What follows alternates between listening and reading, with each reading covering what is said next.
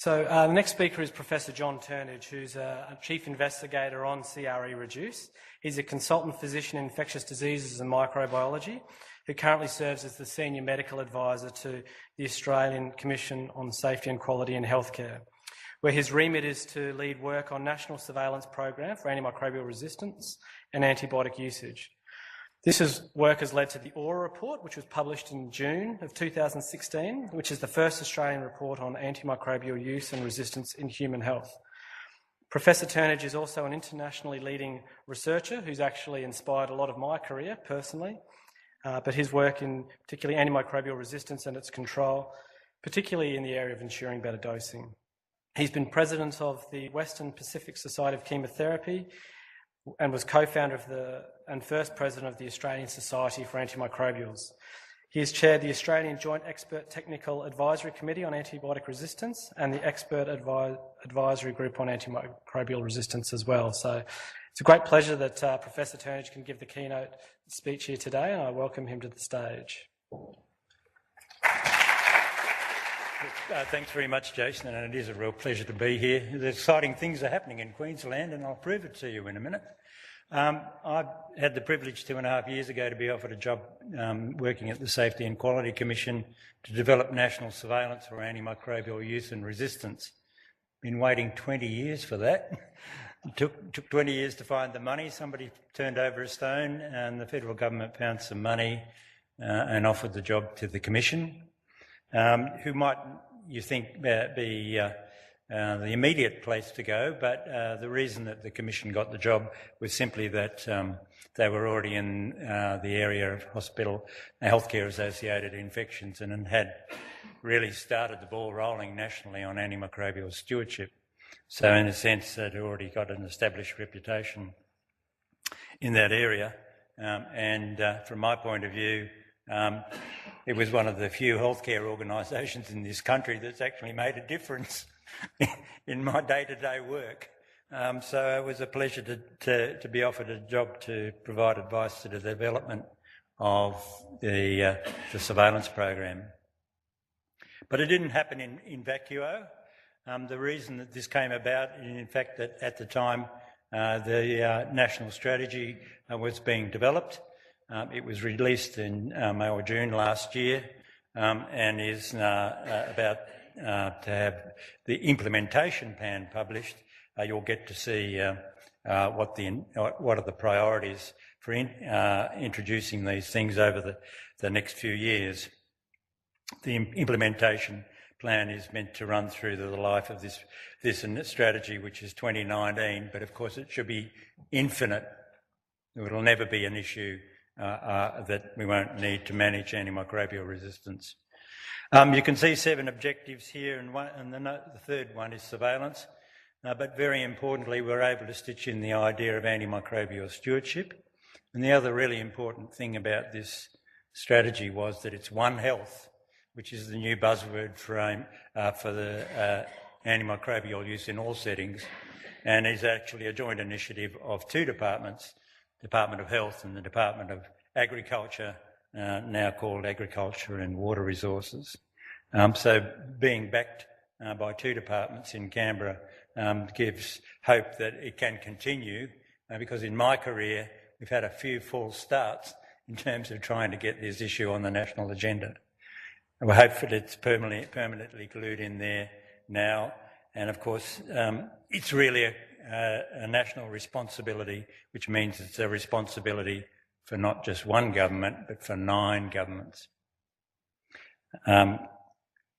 So let me tell you how we went about the process. First of all, we decided we had to decide what kind of data we needed, and we thought that was a reasonably easy task. We needed data on use and resistance.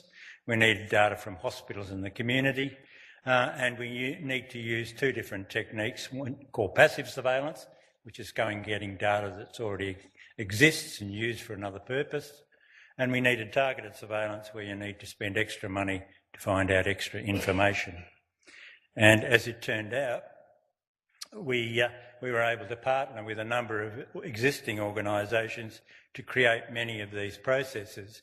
So as much as anything, this job was herding cats and getting them all to be sitting around the same table thinking they were working inside a bigger system.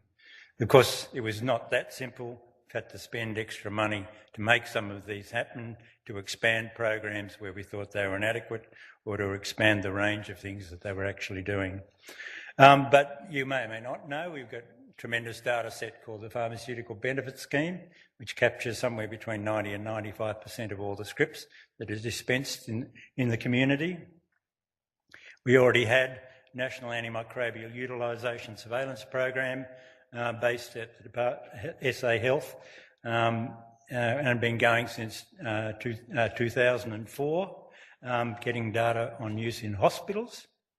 A newer initiative started at the Royal Melbourne and University of Melbourne was the National Antimicrobial Prescribing Survey, and which was looking at the appropriateness of use and compliance with guidelines in hospitals. And we were also able to tap into a new program developed by NPS Medicine-Wise called Medicine Insight, where 500 general practices and 2,000 GPs, the data on their desktop is actually sucked into a single database, and we can actually look at what they're prescribing, how often they're prescribing. Interestingly, in the passive resistance surveillance area, Queensland was ahead already, and in fact had developed a thing called AugTrack system, which we're now in the process of expanding to become national. It's a data cube, and it's IT, and it's expensive, and it's slow, and it's very familiar to most people. It's the thing that's, even though technically we were supposed to have finished on 30 June, the thing that's taken the longest, but we're still not finished. But at the same time, we were able to, through the generosity of Jenny Robson at Salmonella Pathology, get community data from Queensland and northern New South Wales. Solomon Nicolaides is probably par excellence the private pathology service in Australia, who I would say gets it, understands what the national agenda really is. Other programs in existence for quite a long time, the Australian Group on Antimicrobial Resistance, doing targeted resistance surveillance on a number of organisms. And finally, we were just, in terms of herding cats, getting hold of Mycobacterium tuberculosis resistance data from the National Notifiable Diseases Surveillance, and also data from the National Neisseria Network, which gets data on Neisseria gonorrhoeae in particular. So let me start on the usage side of the equation. You can always start on the resistance side or the usage side. Usage drives resistance, resistance follows usage, whichever you like. This is my most terrifying slide. This is data from 2014, where we had complete data. And the first cut of that data, 27.4 million scripts dispensed for systemic antimicrobials in that year. Those are ones that are swallowed or injected. Another 3 million scripts for topical antibiotics. Those rates turn into the WHO metric called defined daily doses per thousand per day of 23.4, and we had over 1,100 scripts per thousand population. What the hell's going on? It's worse. The second figure that's really there is the scariest one. Because the Pharmaceutical Benefit Scheme can identify individual patients, we now know that 46% of the population, at least 46%, took at least one course of antibiotics in 2014. Do you think any of them needed it? Do you think most of them needed it? Do you think few of them needed it? I think we can all guess. One of the things we've discovered with Pharmaceutical Benefit Scheme is it takes a long time to get the data complete, and an update in March said those figures were even worse. So if I have one thing left to do in my career, it would be to make a difference here. It's also the most difficult area to have an impact on. The National NPS Medicine-Wise has been going at it for more than 12 years and hasn't had much of an effect, as you can see from this graph, which is tracking since 1994, so more than 20 years worth of data, showing that we were doing all right for the first half, but things seems to have gone strange after that.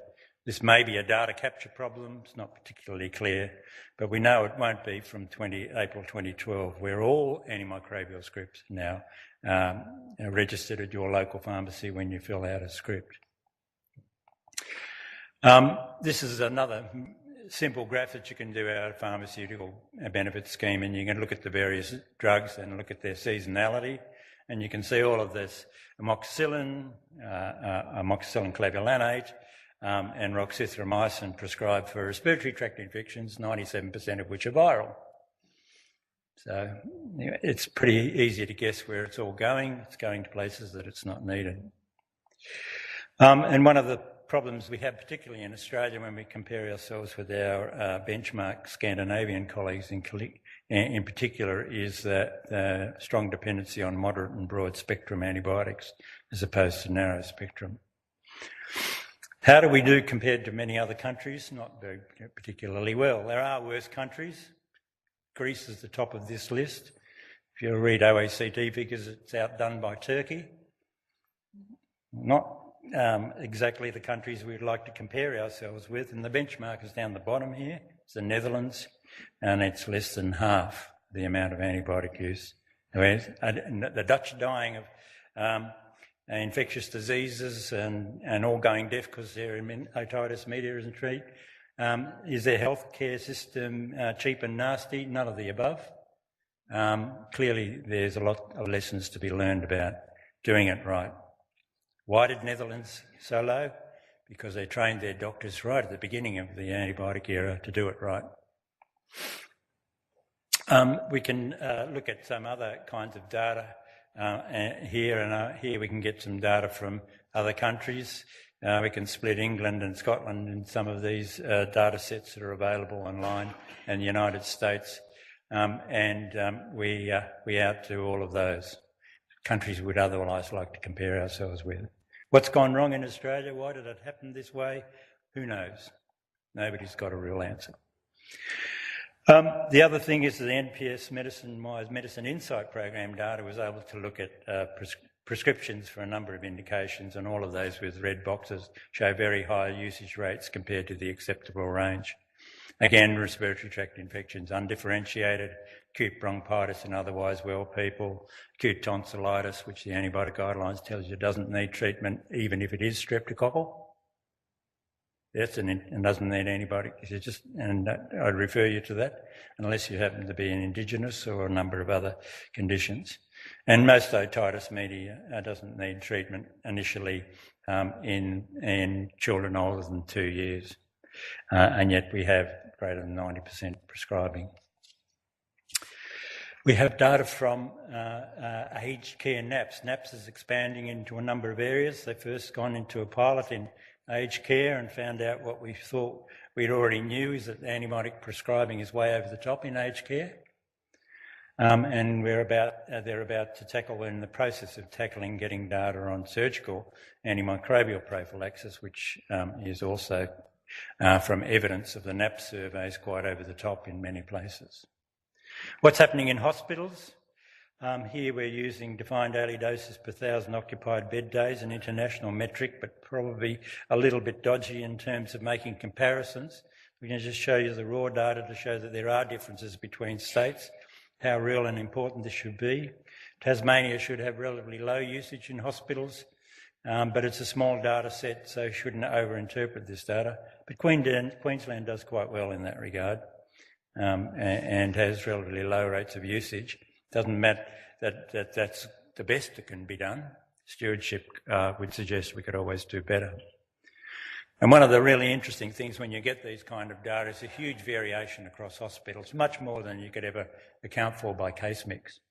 Much, much more. And so even hospitals have their own little subcultures, if you like, of antimicrobial prescribing that build up over years and decades and have, until now, never been scrutinised. How do we compare in hospital usage? Well, we can only do that effectively for 3 other countries, Denmark, the Netherlands and Sweden. We're about the same as Denmark, but well ahead of the Netherlands and way, way ahead of Sweden. And the Swedes are quite concerned their hospital usage is going up. We can compare ourselves to other countries as well, where we get data more recently with England and Denmark.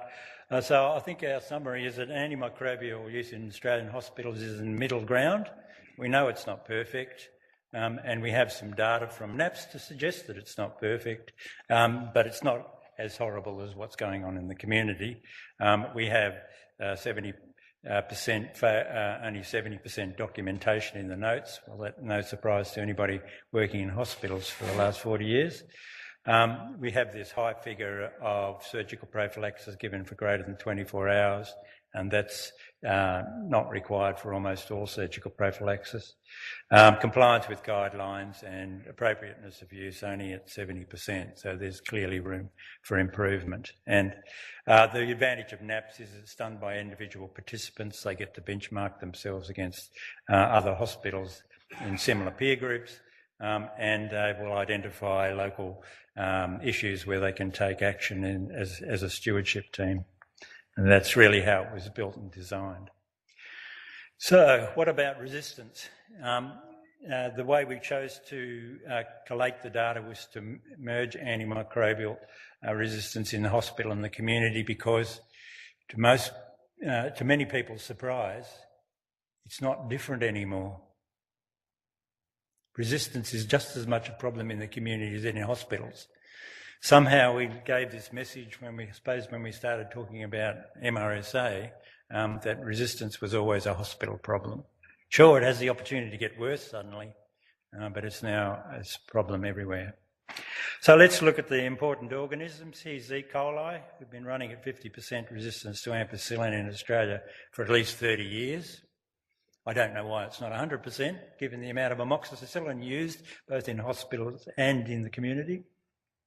And a range of other resistances, some important first-like drugs. SXT on this slide is sulfamethoxazole trimethoprim, in case you were wondering. The value of the number of greatest interest here is ciprofloxacin. Because of the restriction use of ciprofloxacin both in hospitals and the community, we're very keen to watch what's happening with that particular kind of resistance. Staph aureus. Staph aureus has been resistant to penicillin since the 1950s, or the late 40s in fact, and worldwide the rate runs at 85 to 90%. Ours is no different.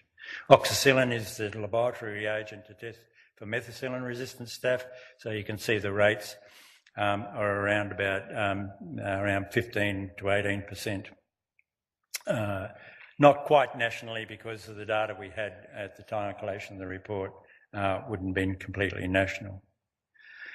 An organism that's gaining more and more prominence in our hospitals is Enterococcus faecium, not Faecalis, the more common species, but faecium. Faecium and vancomycin resistance almost go hand in hand these days when we start to speak about them. And we have about 50% resistance in Enterococcus faecium now, and evidence from our AGAR program that the situation is just getting worse and more prominent everywhere in the more complex patient hospitals. How are we doing for TB? Not too badly. Resistance to isoniazid runs at a fairly low level, around 10% overall. What we're most resistant in is the other colours, the yellows and blues. These are the ones that are multi-drug resistant. Multi-drug resistance is fortunately uncommon, and it doesn't seem to be getting worse in Australia. It's still there. We're always on the lookout for extremely drug-resistant TB, which is one of the things that's almost untreatable. The sad part about multidrug-resistant tuberculosis is that a child could acquire it in the first year of life, and it can remain latent for 100 years before it re-emerges, if they live that long. So it's a 100-year prospect of multi-drug resistance in this species that we always find threatening. Gonococcus, it's always a moving target in terms of resistance. We gave up using benzoyl penicillin for treatment many years ago, and after a few years of happiness with ciprofloxacin, resistance became an issue.